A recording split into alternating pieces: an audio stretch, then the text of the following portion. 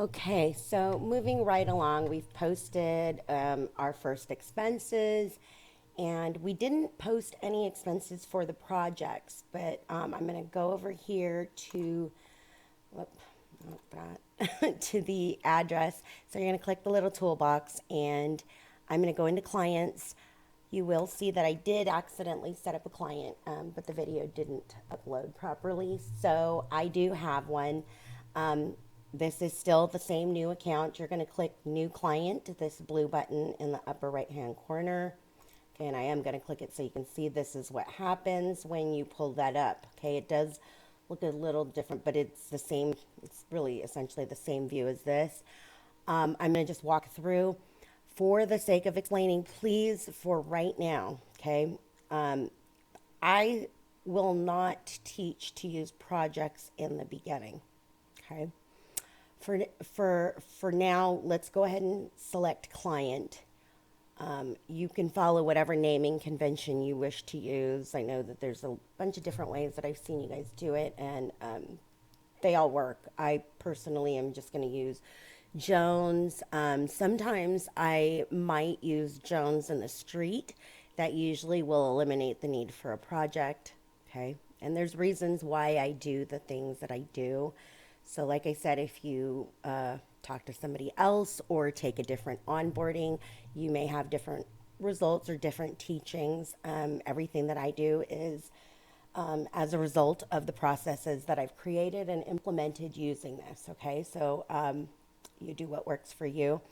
I usually do tweak this for every company or, books that I deal with because no two businesses operate the same. Everyone kind of wonders why, this isn't all just standard or certain things. Well, nobody operates the same. So initial setup to me is probably one of the most important factors in this, especially if you are going to invest in something like Studio. If you are not going to use it, to maximize the bang for your buck by the software you're using, you might as well stay on QuickBooks or whatever method that you're using, okay? So, like I said, so we're going to dive in. This is the address ID. It does go in all caps. The tax location now I'm just leaving it as automated, and we'll get into it as we continue the setup. It will select it, and it will kind of be based on the address information that you put in here. So this stuff does matter. You want to fill it out in its entirety. Right now, the address is not mandatory, but the country is. You want to add everything you can. These notes are private, so I usually like to document anything that I want to know or I want my team to know. Okay. In through here, we're going to go through codes, and right now I don't have a lot of designers set up. It's just me. It says mentorship, but it's because it's the mentorship account. But if I wanted to, I can just change it to my name. I do set up a room list. You'll see that when you first get your studio account, you'll get commercial and residential. I do create a room list for every client. Okay, and I'll explain why when we get there. It's just way better. Related client would be, if this was a project. I'm just going to leave it because it is the client. It's not related. It is the client. Okay. These address codes are different things to search. I'm going to leave them for now. Okay. If they have a resale license, you're going to put it there. So if you're somebody that deals with interior designers or anybody that's going to resell or anything, you want to enter their information so you have it on file. Like I said, these are set in the company-wide defaults. If I wanted to change it, remember I said the defaults are just to make things automated. It doesn't mean you can't override it. Well, this is what I mean. You can override it. If I didn't want this copy purchase, and I'll explain where that comes into play when we get into the items on the project, okay? But I always like it to copy because it just eliminates, the ability to forget to charge somebody. Specify only is in a case where maybe the client is paying the vendors directly and we're just tracking the project and somehow getting a design fee out of it, right? So these are all the details. If you have an image folder that you're using for the project, you can attach it. I don't at this time. This is something that's new, and I like to play with things and troubleshoot it and see what others experience while using it before I start teaching it. Okay, so like I said, I have a rhyme and a reason for everything that I do. If you want to know why, certainly ask. So these are the selling discounts, markups, and things like that. These aren't really going to change for me. If you wanted to, you could. Like I said, these are where things start to override and kind of take, have a pecking order. Okay. So you can set these. Again, we always have a chance to change them later. But I just like you to kind of go through, take your time when doing these. And these are not really as important, right? You care about these two. These will kind of go as we continue on through the project and working. Okay, so always go through these. And if you had multiple to set up, you can save and new or save and close. I'm going to save and close. Okay. So now we've set up our client. Okay. And usually, how do you know when a client is a client? And do you set up prospects? Yes, I set up prospects. Usually, I might even put the word prospect somewhere in here. Okay.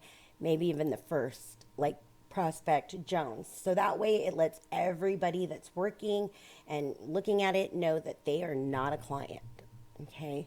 Usually I will take off the prospect when I receive a retainer. That's a really good indication to know.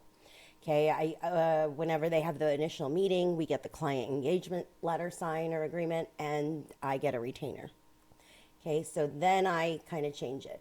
Why do you log everybody that is only a prospect? Well, it's because I like to make sure that this is our like, I kind of think of this as, the main brain of our office. Everything that we want to communicate, even internally as a team.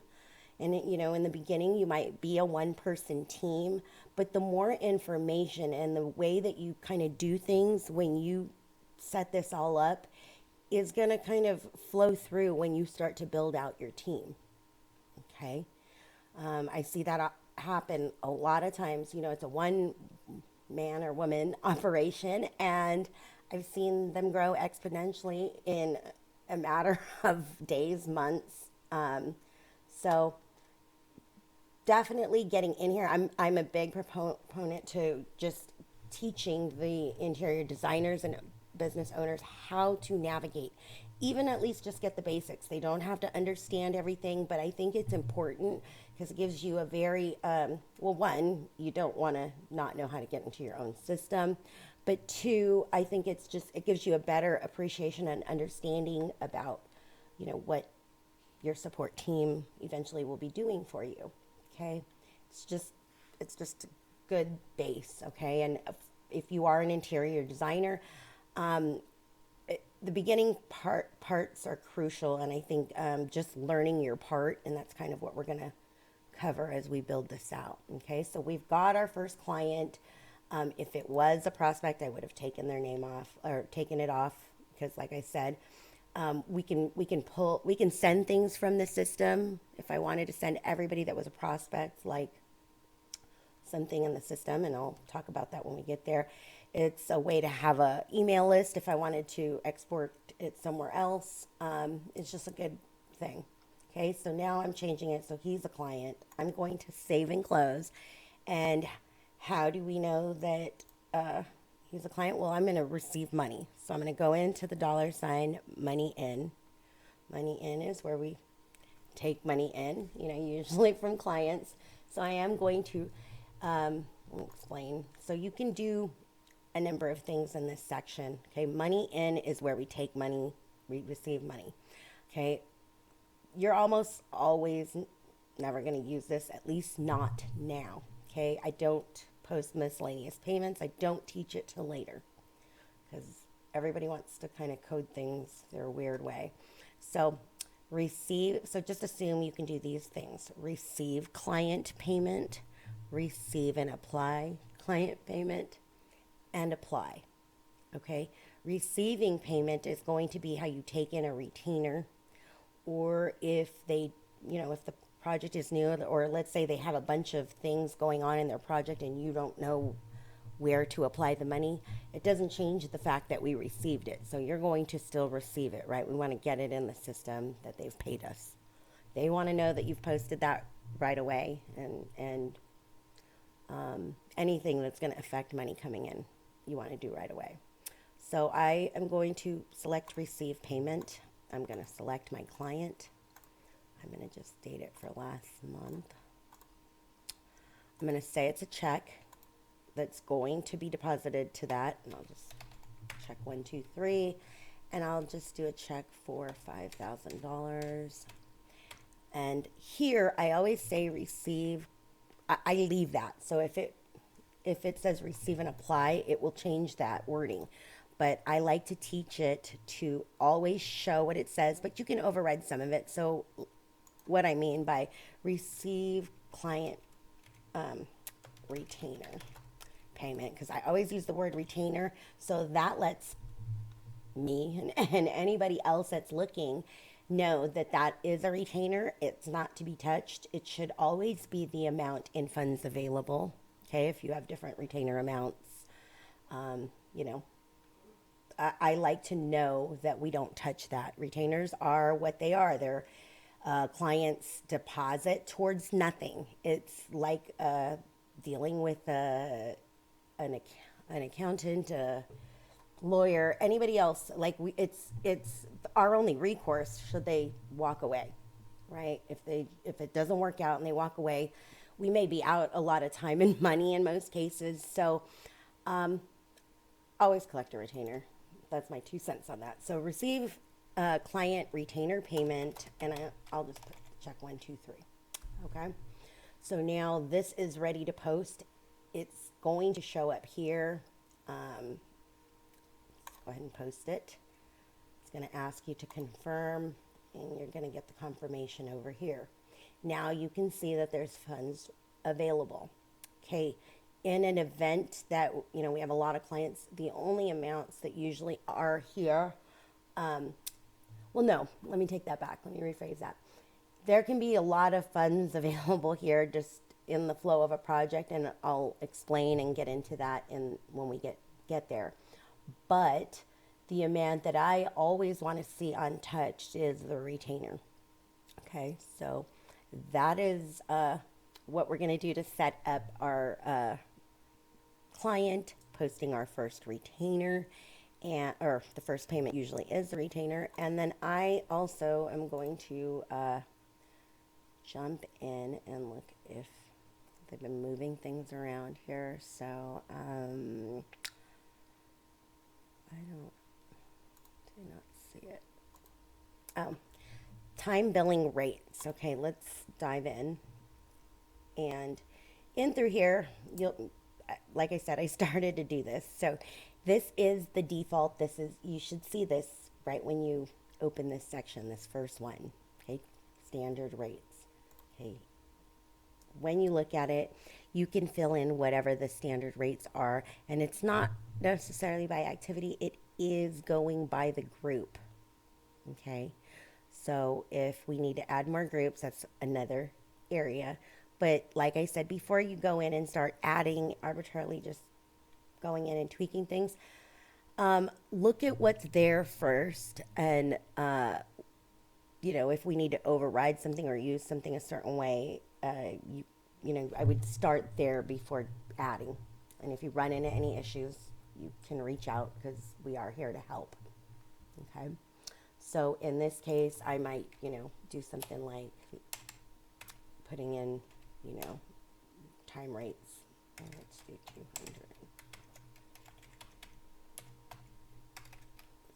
200. Okay. So, I mean, I just made, excuse me, I just made a standard default. Okay. These are the standard, but it also has it at the client level. Okay. So, just going to show you. So this is my client that we set up, and you can see here, it does add this. You can override it at the client level if you are doing a different pricing or have made different arrangements. You can definitely change that. Okay, that is basically it. Nothing really has come for the project of this client, and let me just show you the financials now, just so we can see what we've posted to date. If you're watching, you've watched the other videos, so that way you're not completely lost, but you can now see that as a result of the things that we've posted during setup. Again, this is initial setup, new business, no existing financials. Otherwise, you're going to want to do an accounting conversion, okay? Otherwise, you can see that we have this is the amount in the checking account. $5,000 of that is attributable to the retainer paid by the client, and $5,000 of that was attributable to the beginning balance or owner contribution, okay? And obviously, we've posted some things, so that's why it's not $10,000, okay? And we do have a loss because there is no income. So retainer is not income. For those of you that are going, well, didn't we collect a retainer? A retainer is not income. A retainer wouldn't also be sales taxable. And it isn't really divvied up or touched until the end of the project. So at the end of the project, usually we kind of clean up any loose ends. And if there's any final billing to close out the project, we would usually hit the retainer and refund any portion that any balance thereafter, or in the event that the final billing is more than the retainer, we would eat up the retainer and send them a bill for the remaining balance. Okay. So if there's any questions about anything I've said in this video, let me know in the comments or email info@mareevuitton.com. This concludes setting up our first client and receiving their payment. Next up, we are going to start our first project.